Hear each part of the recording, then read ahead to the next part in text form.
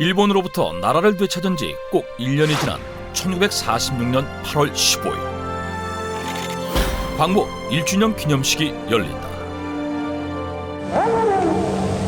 우리 딸 인생이 인생을 묻어라 하늘을 들어오는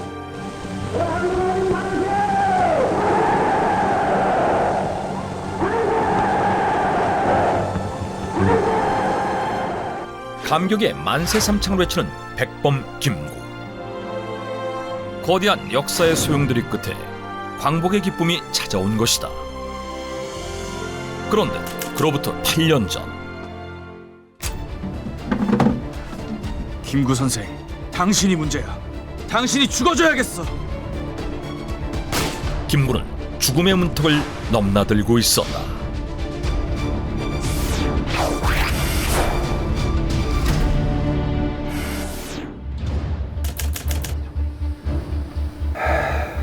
선생님, 어떻습니까? 환자분은 살아날 가망이 없습니다. 장례 준비를 해야 하니 가족들에게 연락하세요. 1938년 의사는 김구의 죽음이 임박했음을 전하는데 중국 창사에 위치한 조선혁명당 본부 남목청에서 김구를 비롯한 독립운동가들이 회의하던 중 누군가가 침입해 총을 난사하는 바람에 총상을 입은 것이다. 정말 방법이 없겠습니까? 환자분은 여기 심장 쪽에 총을 맞았습니다.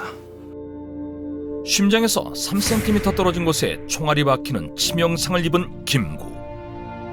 김구의 장남 김인에게 아버지의 사망 소식을 알리는 첨보를 보냈을 만큼 그의 상태는 심각했다. 그런데 아니, 반드시 살려야 합니다.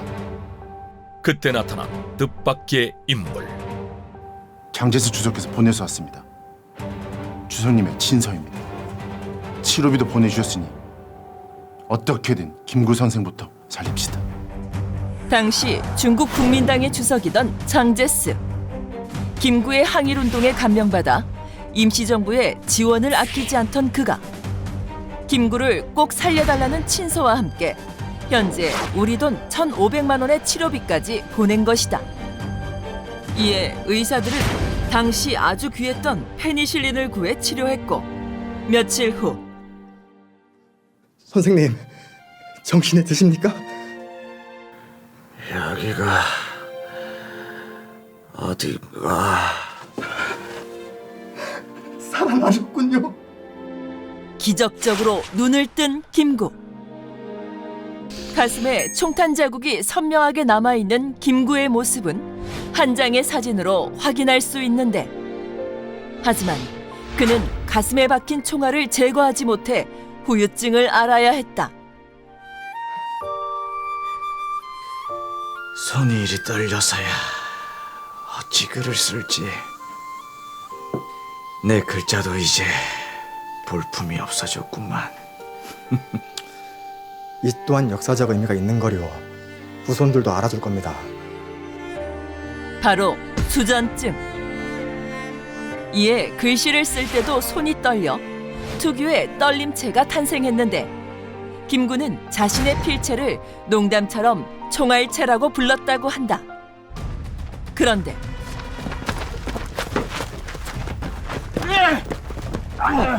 드디어 잡았고 김구 암살 혐의로 체포한다. 이거다. 대체 누가 왜 김구의 목숨을 노린 것일까?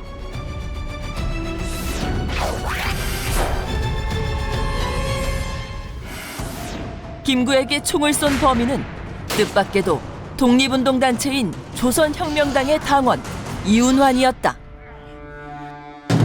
대체 왜 김구를 죽이려 한 거지? 그것도 같은 독립운동가끼리.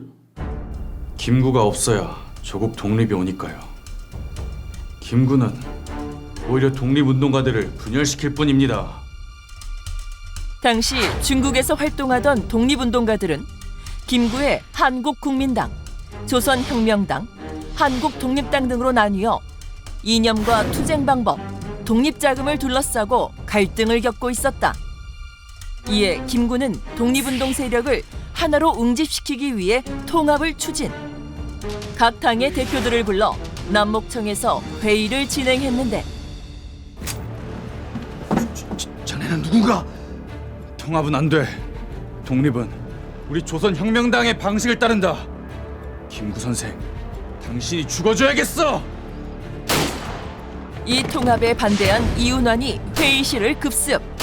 김구 및 다른 독립운동가를 향해 총을 난사한 것이다. 그 결과 김구와 유동열, 지청천은 가까스로 살아남지만 만주 독립군 세력의 중심이었던 현익철은 숨을 거두고 만다. 그런데 5월 7일 오후 4시 남목청의 2층 회의실로 가면 됩니까? 그렇네. 김구를 죽이기에 가장 좋은 기회지. 잊지 말게. 자네의 손에 조국의 독립이 달렸어. 사실 그 배후에는 일본이 있었다. 1932년 윤봉길 의사의 폭탄 투척 사건 이후 일본은 진상을 파헤치겠다며 조선인들을 마구잡이로 끌고 가 고문했는데 윤봉길의 거사는 모두 다 제가 기획하고 지도한 겁니다. 그러니 괜한 이들을 괴롭히지 마십시오. 외신을 통해 자신이 모든 걸 주도했음을 당당히 밝힌 김구. 또 김구로군 또. 당장 이놈을 찾아내! 분부기로 아주 잔혹하게 죽여주겠어. 이때부터 일본은 김구 암살의 혈안이 된다. 그러나 이미 김구는 종족을 감춘 뒤 일본은 60만 위안, 현재 한화 약 200억 원의 현상금까지 내거는데 제보받은 곳을 모두 갔는데 김구 머리카락 하나 없었습니다. 3년 넘게 그놈 하나 못 잡고 있다는 게 말이 돼? 대체 못 되는 거야? 죄송합니다. 마지막 작전 밀정이다. 김구를 잘 알고 우리 말을 잘 들을 수 있는 밀정을 찾아와. 결국 일본이 택한 방법이 밀정. 김구의 측근은 밀정으로 포섭해 김구를 찾아 죽이겠다는 계획이었다. 이에 첫 번째로 밀정이 된 사람은 조선 공산당원 출신의 독립운동가 오대근. 1935년 그는 김구의 은신처가 있다는 중국 난징으로 향하지만 아유 정말. 아유 김구고 뭐고 여기 그런 사람 없다니까. 여기 숨겨놓은 거 맞잖아. 확실한 거 듣고 왔다고. 여기요 여기. 이 사람 좀 잡아가세요. 김구를 찾아내기 두전 중국 경찰에 체포된다. 두 번째 밀정은 임시정부에서 활동했던 위해림. 어떻게 된 거지? 분명히 여기로 김구를 데려오기로 했는데. 그러나 이마저도 실패로 돌아가는데 당시는 일본이 군부 중심의 군국주의 체제에 돌입하면서 더욱 잔혹한 식민지 정책을 추진하던데 일본은 김구를 암살할 밀정 선택에 신중을 기한다. 이번엔 꼭 김구를 없애야 하네. 할 수 있겠나? 저만 믿으십시오. 제가 누굽니까? 박창세 아닙니까? 그 누구도 김구의 측근인 저를 의심하지 않을 겁니다.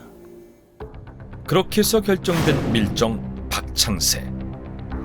그는 임시정부 소속 의경대 대장을 맡았을 만큼 김구와 매우 가까운 사이로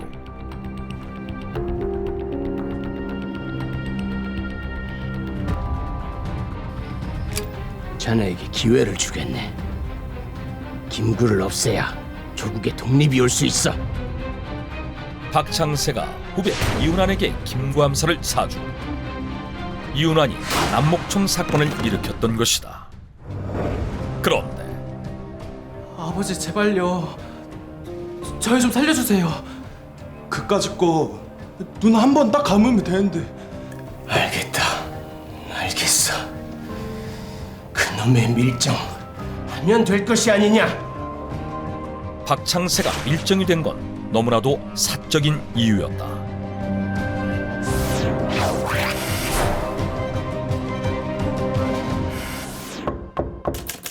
아버지, 저 큰아들 제도입니다.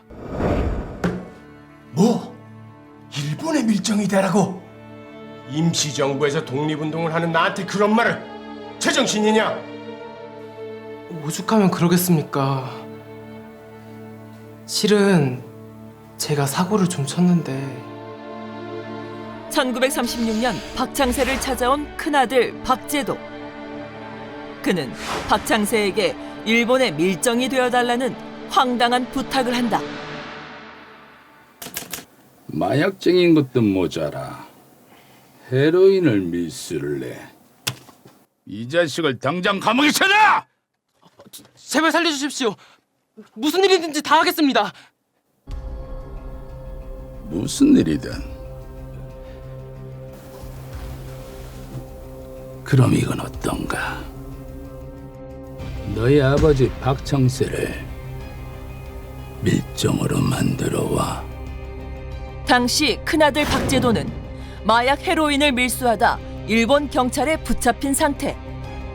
아버지 박창세가 일본에 밀정이 되면 죄를 면해주겠다고 회유한 것이다. 심지어 넌 또 뭐 때문에 나보고 밀정이 되라는 것이냐? 자네 아버지가 밀정이 되면 자네를 조선 최고의 권투 선수로 만들어주겠네. 작은 아들 박재건마저 같은 부탁을 하기까지. 일본이 유망한 권투 선수였던 박재건에게 성공을 미끼로 아버지 박창세를 설득하라고 한 것이다. 알겠다. 알겠어. 그놈의 밀정 하면 될 것이 아니냐? 결국 두 아들의 성공과 안위를 위해 김구를 배신하고 밀정이 된 박창세. 이는 박재건이 조선으로 금이 환영해 권투왕이 되었다는 기사와 일본 경찰 히토스키 도헤이가 조선 총독부에 제출한 박창세 관련 보고서를 통해 확인할 수 있다. 밀정까지 보섭해 수단과 방법을 가리지 않고 김구를 암살하려 한 일본. 김구는 가슴에 총탄이 박히는 등 숱한 위기를 겪지만 그럼에도 살아남아 끝내 당당하게 대한독립 만세를 외친다.